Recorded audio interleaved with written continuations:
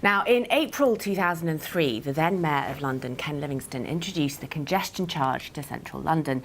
Here was a politician prepared to levy a new tax barely a year before he stood for re-election.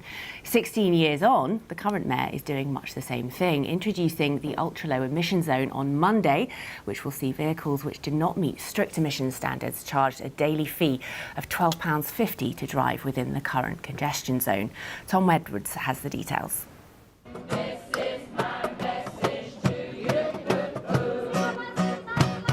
This is the Clean Air Choir, organised by mums who support the new ultra-low emission zone. Pollution is a worry. We all need to think what impact air pollution is having on our children right now, on all of us. And road transport is the major source of air pollution in London, so we will need to change our lifestyles for the health of everyone. This thermal camera shows heat, and amongst the fumes are harmful gases and particulates, although most of the pollutants are invisible.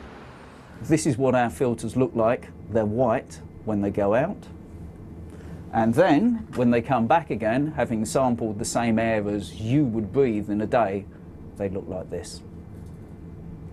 Here at King's College, they can show you what you breathe in a day. If air pollution caused people to keel over in the streets with green spots, it would be really obvious the harm it was doing us. But people, when their lives are shortened by air pollution, die of the things that people die of anyway. So these are heart attacks, strokes and asthma. The dangers of diesel aren't new, but in 2001 the Labour government encouraged them to try and cut carbon. The downside, London now breaches pollution limits for nitrogen dioxide. The solution, it's hoped, is the ultra-low emission zone.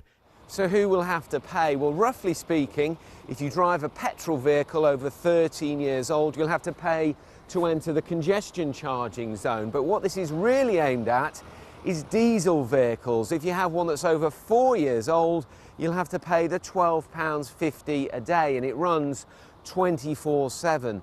The best way to check is to go on the TfL website.